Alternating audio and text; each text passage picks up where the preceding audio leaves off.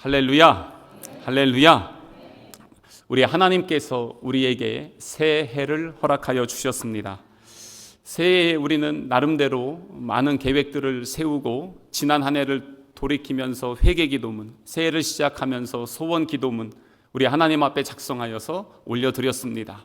우리의 예배의 삶, 기도의 삶, 그리고 전도의 삶, 그리고 또한 우리의 가정, 우리의 직장과 사업장, 우리의 삶의 모든 현장을 하나님 앞에 올려드리고 새해 새 비전과 새 소망을 가지고 새해를 시작한 지 일주일이 되었습니다. 어떠셨어요? 감사하십니까? 여전히 승리하고 있습니까? 아니면 작심삼일하고 계십니까? 어떻습니까? 참 이렇게 우리 새 삶을, 새 소망을 가지고 나아가는 이 시간이 우리에게 참 소중한 시간입니다.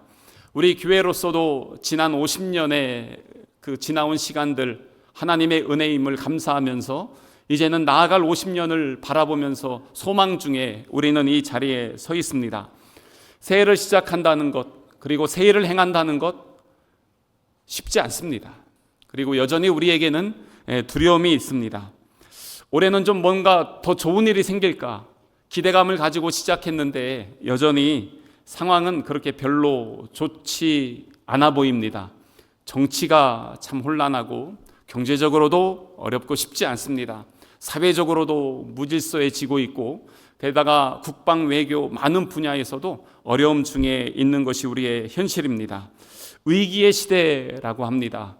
정말 외부적으로 볼 때 너무나 많은 것들이 변하기 때문에 우리 안에서 똘똘 뭉쳐서 잘 준비하고 대비해야 되는데 지금 우리 한국적 상황은 그러지 못하고 있습니다. 미국의 대통령이 바뀌고 또 여전히 러시아, 우크라이나 전쟁이 계속되는 이 모든 상황에서 우리는 어떻게 해야 되나, 이 변화의 시대에 또한 우리 그리스도인들은 어떤 삶을 살아야 되나 대전환기에 있습니다. 근데 이게 늘 이때만이 아니라 우리의 그 역사들을 되돌아보면 항상 이런 그 변화의 시기들이 있었습니다. 불과 얼마 전만 해도 우리 한국 사회는 농경 사회였습니다. 그런데 시간이 지나면서 우리나라가 산업 사회가 되었습니다. 근데 또 얼마 지나더니 정보 사회가 되었죠. 지금은 이제 AI 사회가 됩니다. 앞으로 얼마나 많이 변할지 모릅니다. 이전에 오랫동안 변했던 그 기간들이 단축되고 이제는 급격한 변화의 시대를 우리는 살아가고 있습니다. 그러다 보니까 이 변화된 사회에서 우리가 어떻게 그 잘 준비하고 대처하느냐에 따라서 그 이후의 삶이 하나님이 보실 때 또 이 세상에서 성공적인 삶을 살 수도 있지만 때로는 낙오자가 될 수도 있습니다. 요 앞에 식당에 가면은요, 추어탕 집에 가면 예전에는 다 점원이 와서 주문 받았거든요. 요즘은 어떻게 하죠? 제가 최근에 가봤더니 이제는 다 거기에서 내가 그 먹을 상에서 주문하고 결제까지 다 합니다. 그러면은 이 로봇이 딱 와가지고 서빙해서 내가 다 내려놓고 먹고 그렇게 하는 시대가 되었습니다. 근데 그거를 하기 참 어려워하시는 분들 계시죠? 어떻게 합니까? 점원을 막 부릅니다. 불러서 이것 좀 해달라고. 그럼 점원이 그걸 다 해주고 그렇게 해서 식사를 할 수가 있습니다. 밥 먹는 거 하나도 이러한 변화된 시대에 적응하지 못하면 밥도 먹지 못하는 그러한 시대가 되었습니다. 변화는 체인지라고 하는데 이 변화 정도가 아니라 완전히 변혁이 되었습니다. 완전히 혁명적인 변화가 우리의 삶에 있는 것입니다. 그렇기 때문에 우리는 어떻게 해야 되냐? 나는 어떻게 해야 되냐? 그래서 우리 자녀를 키우시는 부모님들은요, 그런 고민들이 많습니다. 이렇게 엄청난 변화의 시대에 우리 자녀들은 어떻게 살까? 그리고 이러한 시대에 어떤 믿음을 가지고 살아갈 수 있도록 우리는 키울 수 있을까? 그런 고민과 많은 기도를 하게 됩니다. 그런데 이러한 변혁의 시대에 있지만 오늘 우리가 읽은 본문의 말씀 여호수아를 보면요, 우리가 생각하는 변혁보다도 훨씬 더 큰 변혁의 그러한 상황을 맞이하고 있는 것을 볼 수가 있습니다. 첫 번째는 광야 이스라엘 백성들 40년 동안 살았던 이 모든 그 과정 속에서 그들의 리더십이었던 모세가 하나님의 부름을 받았습니다. 죽었어요. 리더십이 바뀌었습니다. 익숙한 리더십에서 새로운 리더십을 맞이하게 되었습니다. 근데 그냥 보통 리더십이 아니었죠. 출애굽의 역사와 40년 그 광야에서 200~300만 명이 살아갈 수 있었던 그 상황들을 계속해서 이끌어왔던 모세가 죽었다는 것. 그리고 이제 우리 하나님께서 오늘 1절에 보시면 여호와의 종 모세가 죽은 후에 여호와께서 모세의 수종자 눈의 아들 여호수아에게 말씀하여 이르시되 하면서 이제는 하나님께서 모세가 아닌 이제 여호수아를 이스라엘의 리더십으로 세워주셨습니다. 엄청난 변화입니다. 지도자 한 명이 나라와 민족에 끼치는 영향이 어느 정도인지 우리는 지금 우리나라 한국 현실에서 여전히 보고 있습니다. 또한 거주 환경이 바뀌었습니다. 지금까지 광야에서 살았어요. 텐트 치고 살았어요. 그게 전부였습니다. 그런데 이제는 가나안 땅에 들어가면 거기에는 이제 벽돌집을 짓고 살아가게 됩니다. 완전히 삶이 바뀐 것입니다. 거주 환경이 바뀌는 것이고 이제는 산업이 바뀝니다. 어떤 산업이 바뀌겠습니까? 지금까지는 광야에서 유목민으로 살았어요. 하나님이 인도하시면 갑니다. 구름 기둥 따라 쭉 그냥 따라가면서 사는 그러한 나그네의 삶이었습니다. 그런데 이제 가나안 땅에 들어가면 정착해야 됩니다. 그 땅에서 살아야 됩니다. 그리고 또한 이제는 식량, 주식이 바뀌었습니다. 광야 40년 있으면서 이스라엘 백성들 만나 먹었어요. 그냥 우리 주님께서 그냥 아침에 일어나면 있으니까 그냥 주워서 갖다가 먹으면 됐습니다. 그런데 이제 가나안 땅에 들어가면 어떻습니까?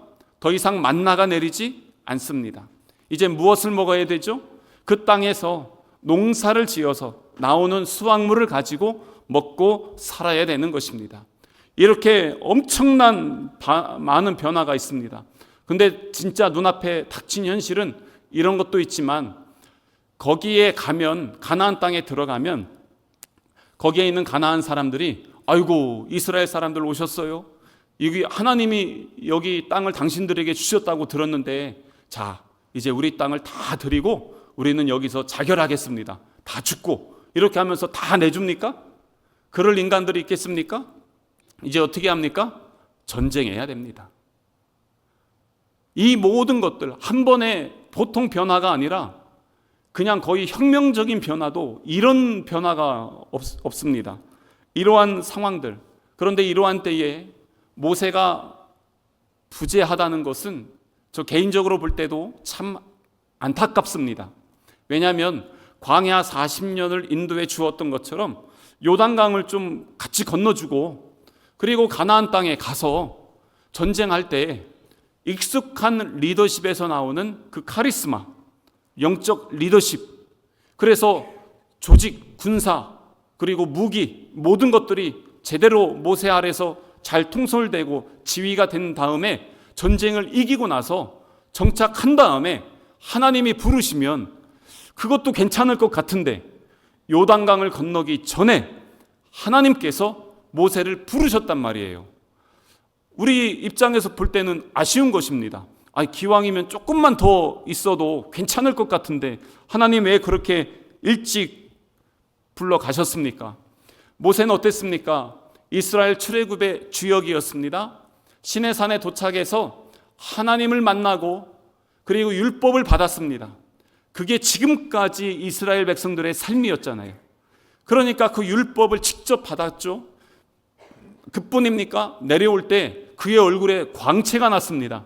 그의 손에는 하나님의 지팡이가 있어서 그것을 가리켰을 때 반석에서 샘물이 나기도 하고 홍해가 갈라지는 기적의 역사들을 다 이루었던 그러한 사람이었습니다.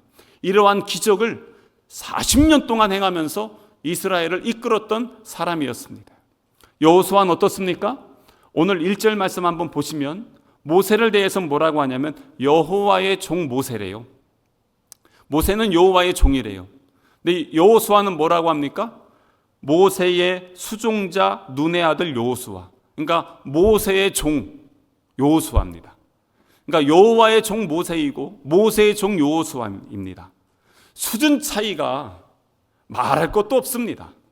그렇다고 해서 그의 손에 하나님의 지팡이가 있는 것도 아니고 그가 직접 하나님 대면한 것도 아니고 얼굴에 광채가 나는 것도 아니고 기적을 행한 것도 없습니다. 그러니 모세하고 여호수아하고는요 비교할 수가 없습니다. 근데 이런 엄청난 변혁의 시대에 모세가 있으면 좋겠는데 하나님이 모세는 데려가시고 지금 여호수아를 딱 불러다가 네가 이제 이스라엘을 인도해서 가라, 이렇게 말씀하시니까 여러분 어떻겠어요?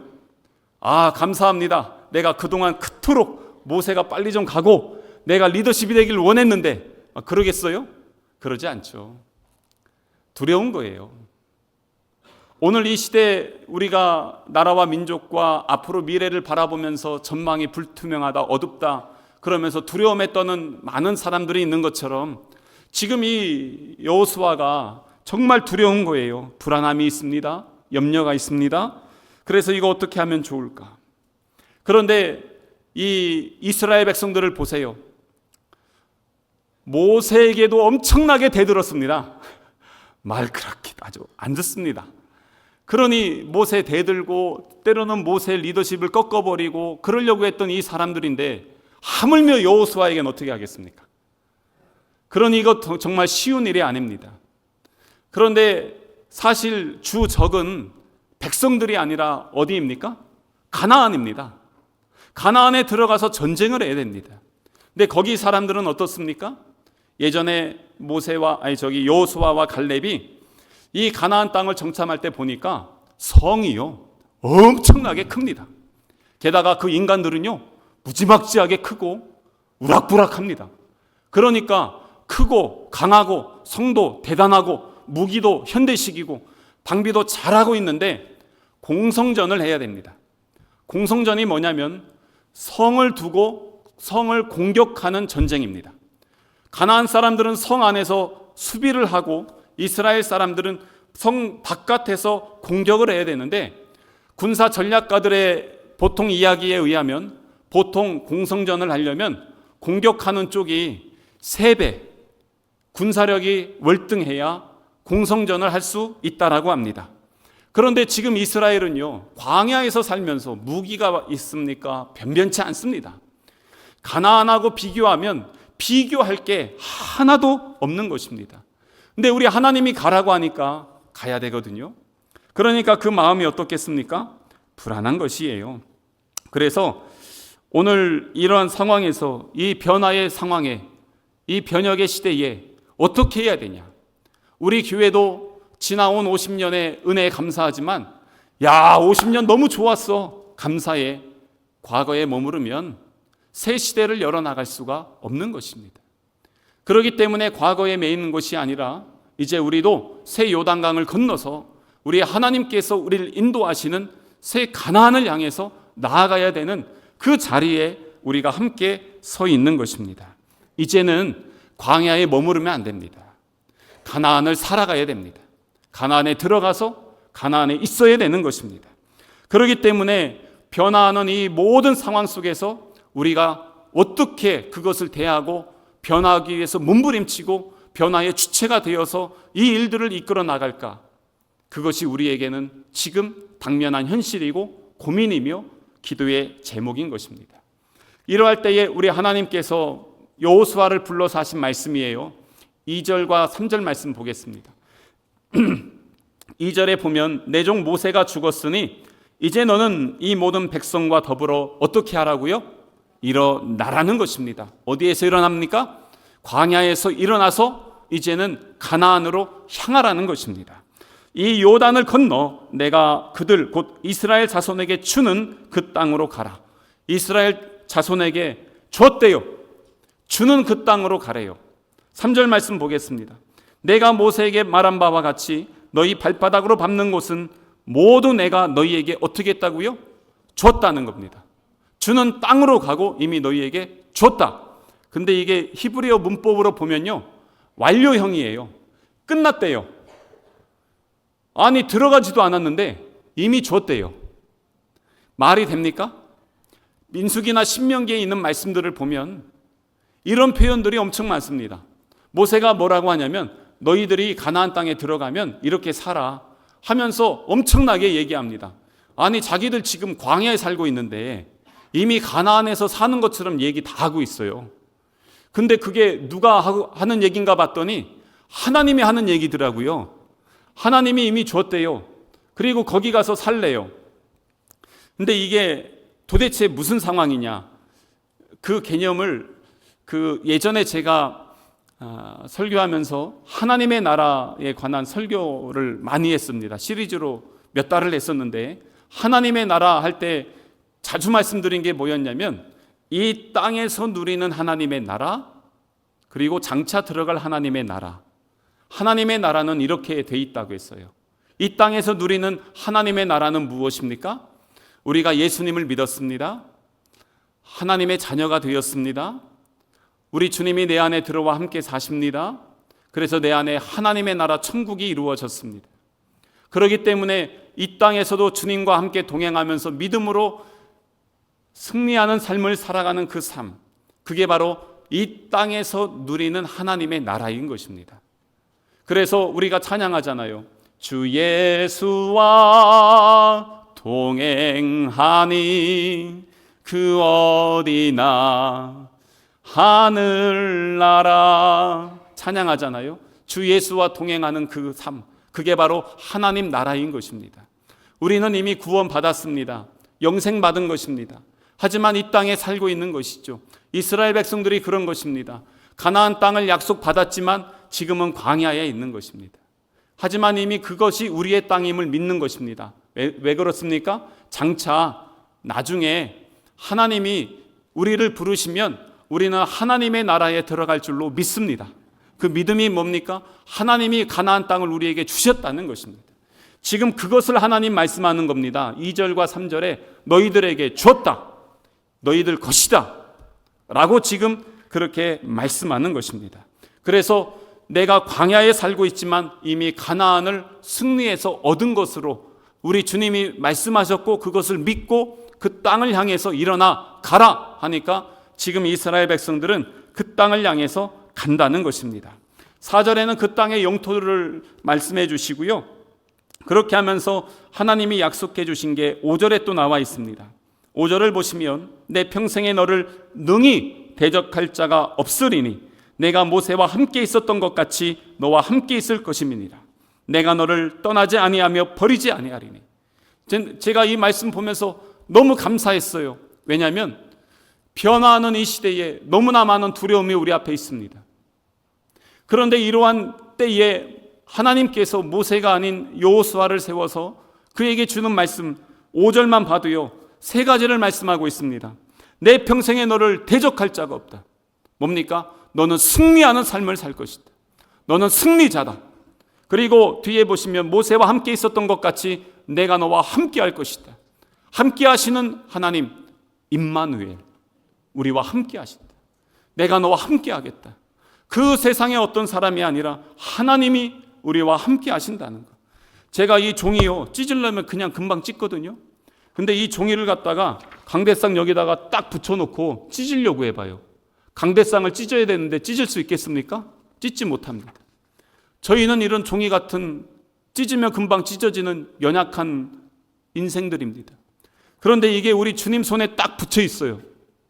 그러면요, 붙어만 있으면 이 사람 손으로 이거 찢질 못합니다. 그래서 지금 하나님 뭐라고 합니까? 내가 너와 함께 하겠다. 그래서 5절 뒤에 보세요. 내가 너를 떠나지 아니하며 버리지 아니하겠다. 하나님 우리를 이끄시고 함께하여 주신다는 것입니다. 그 약속을 받은 것입니다. 그렇기 때문에 이 변화의 시대에 우리에게 주시는 하나님의 말씀을 받아야 되는 것입니다. 나에게 주시는 말씀이 있어요. 이건 여호수아에게 주는 말씀입니다. 근데 여호수아에게 주시는 말씀이 나에게 주시는 말씀이 되면, 아, 주님은 이 땅에서 나와 함께 싸워주시고 나와 함께 하시고 나를 버리지도 아니하시는 분이시다. 그것을 믿음으로 고백할 수 있게 되는 것입니다. 새해 일주일 지났습니다. 다시 우리의 마음을 붙잡고 하나님의 말씀 안에서 승리의 삶을, 우리 주님과 동행하는 삶을, 날마다 주님의 인도하심을 따라가는 삶을 살아가는 우리 성남 가족 되시기를 주님의 이름으로 축복합니다. 그래서 이렇게 우리 주님께서 말씀을 하시면서 대신 하나님께서 대신 조건을 주세요. 여기는 약속의 말씀을 주셨다면 조건의 말씀을 주시는데, 그게 뭐냐면 6절, 7절, 9절에 있는 말씀에 반복해서 나오는 게 있습니다. 6절 보겠습니다. 6절에 강하고 담대하라. 7절 보겠습니다. 오직 강하고 극히 담대하여. 9절 보겠습니다. 내가 내게 명령한 것이 아니냐. 어떻게 해요? 강하고 담대하라. 그래서 뒤에 보면 두려워하지 말라, 놀라지 말라. 왜 그렇습니까? 이 변혁의 시대에 리더십을 부여받은 여호수아도 두려운 거예요. 그러고 있는데 우리 하나님 그 마음 중심 아시잖아요. 오셔서 여호수아야, 강하고 담대해. 한 번이 아니라 3번씩이나 강하고 담대해. 이렇게 말씀하시는데, 이렇게 말씀하는 그 강하고 담대해야 될 것들이 무엇이 있습니까? 3번이나 있는데 저도 그래서 한번 3개로 한번 말씀드리려고 해요. 첫 번째, 어디에 담대해야 되냐면 내 자신에 담대해야 됩니다. 그 많은 상황들 내가 어떻게 감당할 수 있을까? 내가 이걸 이루어 나갈 수 있을까? 염려가 있는데요, 주님의 음성을 들을 때 강하고 담대해야 되는 것입니다. 왜요? 5절에 있는 말씀처럼 내가 너와 함께해서 능히 대적할 자가 없고 너와 함께하고 너를 버리지 않겠다. 그러니까 강하고 담대해라 라고 하는 것입니다. 강하고 담대해라. 그래서 내 자신에 담대해야 됩니다. 오늘 우리도 어떻습니까? 변화하는 시대에 사는데요, 앞에 보면 막막해요. 성도들의 삶을 보면요, 참 치열해요. 그런데 그러한 상황 속에서 먼저는 선포해야 되는 것, 주님이 주시는 말씀을 붙잡고 내가 먼저 주 안에서 강하고 담대해야 됩니다. 왜냐하면 주님이 우리와 함께 하시기 때문에 그렇습니다. 그리고 또한 두 번째 무엇입니까? 지금 이스라엘 백성들 이끌어 나가야 되잖아요. 말도 안 듣고 불평하고 원망하는 저 사람들 데리고 가야 되는데 어떻게 해야 되냐는 것이죠. 이스라엘 백성들에 대해서 강하고 담대해야 되는 것입니다. 그러지 않으면 감당할 수 없는 것입니다. 그리고 또한 아까도 말씀드렸죠. 주적은 어디라고요? 주적은 이스라엘 백성이 아니에요. 어디예요? 가나안이에요. 그럼 가나안은 어떻게 해야 됩니까? 저 대적들을 향해서 강하고 담대해야 되는 것입니다. 그래야 되죠. 그래서 내 자신에 대해서 담대하고 이스라엘 백성들 대해서 담대하고 저 가나안을 향해서 담대해야 되는 것입니다. 우리도 마찬가지입니다. 먼저 우리가 주 안에서 담대해야 됩니다. 약속의 말씀을 붙잡고 담대함으로, 우리 가정은, 우리의 생업은, 우리 자녀들은 그런 모든 상황 속에서 새해를 시작하면서 주님이 주신 말씀으로 담대하셔야 됩니다. 그리고 또한 이 나라와 민족 그리고 열방과 세계를 보면서 하나님, 우리가 더 담대하게 해주십시오. 그리고 우리가 하나 되게 해주십시오. 그리고 나가서 승리하게 해주십시오. 중보해야 되어지는 것입니다. 그게 바로 약속의 말씀. 그래서 2절과 3절에 이미 주셨다는 것이에요.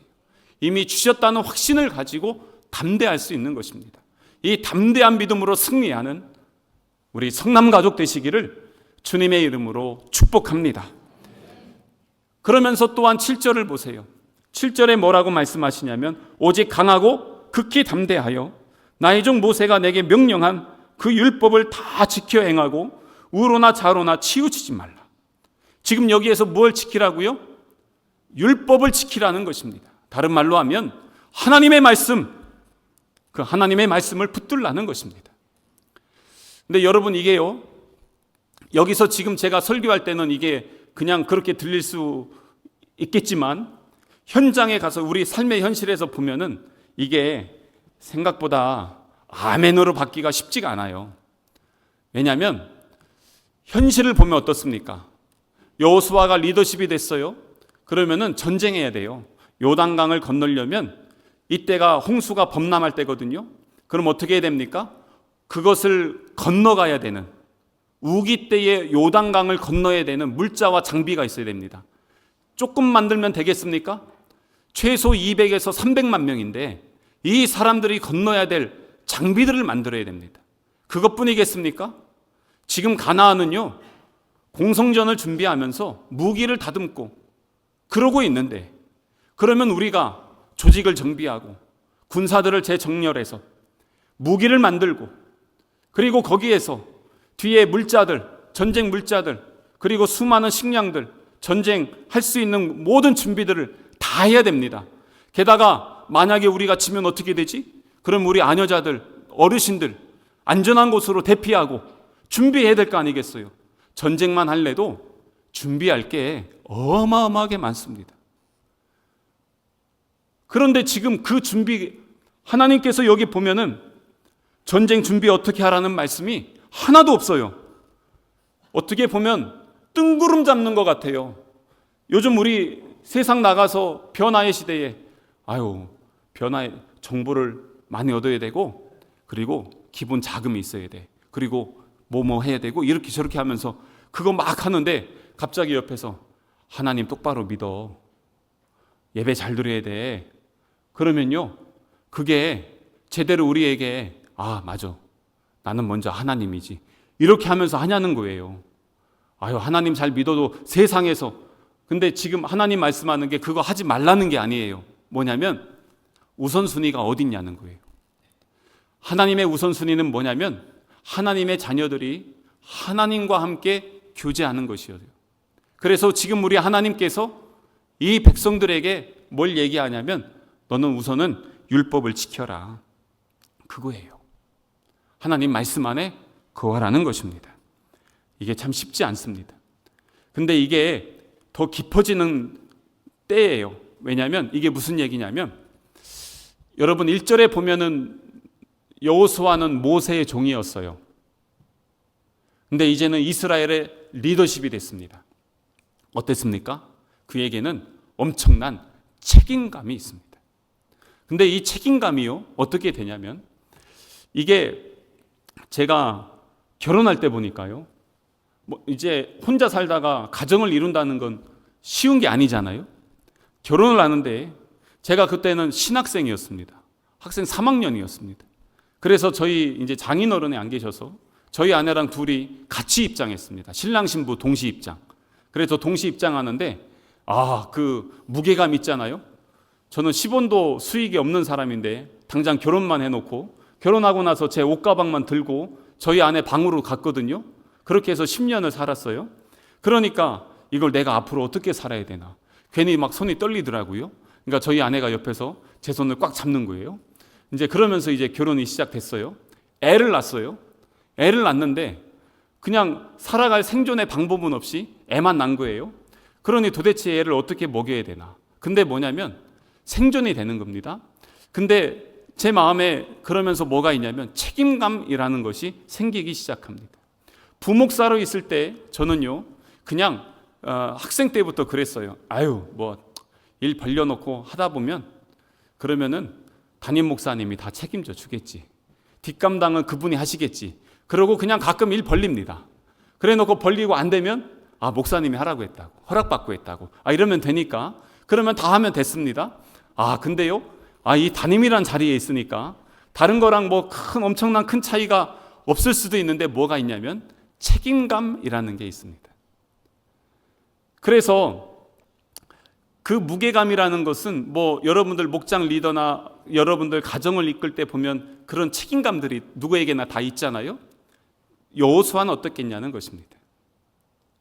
하루아침에 모세의 종에서 이스라엘의 리더십이 되었습니다. 근데 또 달라지는 게 있어요. 뭐냐면 그 책임감은요, 이제는 더 큰 하나님을 향한 갈망으로 바뀝니다. 하나님께서 지금 뭐라고 하시냐면, 너 7절에 율법을 떠나지 마. 하나님 말씀 붙들어. 분명히 율법은 40년 전에 모세를 통해서 받았고 40년 동안 그 삶을 살았습니다. 한 번도 불순종하지 않았기 때문에 여호수아는 요단강을 건너서 가나안 땅에 들어갑니다. 그 60만 3,550명 중에 딱 2사람이잖아요. 이 정도로 순종하고 말씀을 잘 아는 사람이 어디 있겠습니까? 이스라엘에서. 그런데 전에는 모세를 통해서 들었던 하나님의 말씀인데 이제는 어떻게 됩니까?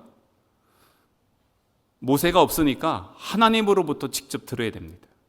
그리고 하나님이 여호수아에게 나타나신 것입니다. 그래서 뭐냐면 그의 리더십이 바뀌어요. 전에는 자기의 리더십은 모세였어요. 근데 이제 뭘로 바뀝니까? 하나님으로 바뀝니다. 자기는 신분이 바뀐 거 없어요. 나는 여전히 종이야. 전에는 모세의 종이었다면 지금은 하나님의 종이야. 이걸로만 바뀐 겁니다. 그러면요, 엄청난 변화가 있는 것 같은데 그렇게 크게 두려워하지 않아도 됩니다. 여러분, 그거예요. 다른 사람이 통해서 여러분에게 들려주시는 하나님이 아니라 나에게 말씀하시고 나를 찾아오시는 그 예수님을 만나는 기쁨이 있다는 것입니다. 그게 변화의 시대에 옵니다. 그러한 많은 변화 속에서 나에게 오셔서 말씀하시고 나를 이끄시는 하나님, 5절에 있는 것처럼 나와 함께 하시는 하나님, 나를 버리지도 않고 떠나시지도 않는 그 하나님, 그 하나님은 나와 지금 함께 하시는구나. 그래서 여호수아가 굳이 모세가 될 이유가 없어요. 모세 지팡이 들고 모세 흉내 내지 않아도 돼요. 괜히 얼굴에 광채가 안 난다고 해서 뒤에다가 막 라이트 켜고 막 이럴 이유가 전혀 없어요. 그냥 내 존재 자체로 그 거룩한 부담감으로 하나님 앞에 서면 돼요. 다른 사람 비교할 이유 없어요. 새해를 시작하면서 하나님 왜 저 사람은 저러고 왜 나는 이렇습니까? 그럴 이유 없어요. 저 사람의 하나님이 있는데 나의 하나님이 있는 거예요. 지금 그 하나님을 만나는 거예요. 전에 율법을 봤는데 그 율법이 전에 모세의 종으로 있으면서 봤던 거하고 수준이 달라요. 가정을 이루기 전과 가정을 이룬 후에, 자녀를 낳기 전과 자녀 낳은 후에 보는 세상이 달라지듯이 리더십이 된 이후에 보는 이 말씀이 달라지는 거예요. 변화와 변혁이 일어날수록 더 깊은 하나님을 경험하게 되는 거예요. 그게 바로 성장이에요. 그래서 지금 하나님을 이제 내 주인으로 모셨어요. 이제 하나님 말씀 듣고 나아가면 돼요. 그래서 우리 하나님 뭐라고 하냐면 너 율법을 지키는데 좌로나 우로나 흔들리지 마. 곁눈질하지 말래요. 다른 여러 가지 의미가 있는데 시간상 다음에 말씀드릴게요. 그러면서 하나를 더 꼭 말씀드려야 되는데 그렇게 하기 위해서 뭘 해야 되냐? 결정권 있잖아요. 이 결정권을 하나님께 드려야 됩니다. 이게 왜 중요하냐면 새해를 하면서 새해 계획을 세웁니다. 여러분들 인생에 많은 계획들을 세웁니다. 제가 예전에도 리더십 공부할 때도 보면은 인생의 60대, 65세 은퇴할 때까지 그 연수로 해서 3년 단위, 나중에 5년 단위, 10년 단위로 쭉 해서 어떻게 될 것인가 막 다 하라 막 했어요. 그런데 나중에 보니까 내가 아무리 계획해도 하나님이 막으시면 안 되는 거고, 내가 아무리 여기 이렇게 하고 싶어도 하나님께서 어떻게 인도하시면 우리는 모르잖아요. 야, 이거는 내 영역이 아니라 하나님의 영역이구나. 그래서 그것들을 다 내려놨습니다. 계획 세워봤자 소용없더라고요. 근데 보니까 지나온 삶을 보면 하나님께서 이렇게 기가 막히게 인도하셨구나 라는 것을 고백하게 됩니다. 결정권이 그런 것입니다. 새해를 계획하면서 보면요, 가끔 우리 성도들 중에 이런 분들이 있습니다. 저 가나안 땅을 바라봐요. 내가 해야 될 것들, 내가 정복해야 될 걸, 이루어야 될 사업들, 많은 것들이 있는데 그걸 놓고 광야에서 뭐 하냐면 건너지도 않았으면서 염려합니다. 내가 어떻게 건너나, 어떻게 싸우나, 저거, 이거 암만 해도 이거 견적이 안 나오네. 도대체 나는 뭐 어떻게 해야 돼? 그러면서 이렇게 생각합니다. 그 다음엔 이럴 땐 어떻게 하지? 저럴 땐 어떻게 하지? 막 이러면서 상황고 막 하다가 이거는 내가 할 수 있는 게 아니야. 그냥 광야에서 사는 게 낫겠네. 뭐하러 내가 힘들게 살아? 이러면서 그냥 주저앉아 버릴 때가 있고요. 심지어는 미리 염려하다가 포기하는 사람들이 있습니다. 왜 그렇습니까? 결정권이 나에게 있어서 그래요. 그런데 지금 보세요. 오늘 여기에서 모든 주권이 어디 있나 보세요. 이 말씀 안에서. 여호수아가 하나님 찾았어요? 불렀어요? 아니에요. 하나님이 먼저 여호수아에게 찾아오셨어요. 왜냐? 결정권, 주권이 하나님께 있기 때문에 그래요. 그리고 하나님께서 가라, 일어나라, 내가 너희에게 주었다. 결정권이 누구에게 있어요? 하나님이 말씀하시잖아요. 그리고 하나님께서 강하고 담대해라, 3번이나 그렇게 말씀하잖아요. 그래서 제가 이걸 묵상하다가 그렇지, 내 자신에 대해서, 우리 가정에 대해서, 우리 교회와 사회에 대해서 담대해야지 하다가 데살로니가 전서에 이것도 적용해서 보니까 항상 담대해라, 쉬지 말고 담대해라, 범사에 담대해라, 그렇더라고요. 담대해야죠. 그러지 않으면 아무것도 할 수가 없는 거더라고요. 근데 왜 미리 염려하고 걱정하면서 주저앉냐는 거예요. 그래서 결정권을 하나님께 맡기라는 겁니다. 새벽을 시작하면서 제가 기도합니다. 하나님, 오늘 이런 일들이 있습니다. 이런 일들을 하는데 어떻게 하면 좋을까요? 제가 무엇을 하면 좋을까요? 이 사람들을 만나는데 이분들이 이런저런 얘기들 다 할 텐데 그걸 가지고 내가 무슨 말을 하면 좋을까요? 저에게 지혜를 주시고 제 입술에 은혜와 권능을 주셔서 이 일들을 잘 감당케 해 주십시오. 새벽마다 하나님 앞에 그걸 기도합니다. 그러면서 하루를 시작합니다. 그리고 그것들을 다 적습니다. 그리고 그 하루를 시작하면서 그 일정 그대로 이렇게 살아갑니다. 그러니까 편해요. 복잡하지 않습니다. 그렇게 하면서 가죠. 그렇기 때문에 우리 새해를 시작하면서 우리의 모든 삶의 자리가 어디냐? 오늘 엄청난 이 변화의 시대에 우리는 너무나도 약자같이 보이지만, 세상에선 약자이지만 우리에게는 우리와 함께 하시는 하나님이 우리 안에 계시다는 것, 그것을 잊지 말고 주 안에서 이제 오늘 말씀 보세요. 뭐냐면 가나안을 살아내라. 광야에 있지만 가나안을 살아가는 것입니다. 하늘의 삶을 사는 것이고요. 저 하나님이 보여주신 땅을 향해서 새 50년 은혜의 땅을 향해서 우리는 살아가는 것입니다. 그렇게 살아가면서 주님의 약속의 말씀을 붙잡고 흔들리지 않는 믿음 안에서 날마다 오늘도 내일도 매일매일 주님과 동행하며 승리할 수 있는 우리 성남가족 되시기를 주님의 이름으로 축복합니다.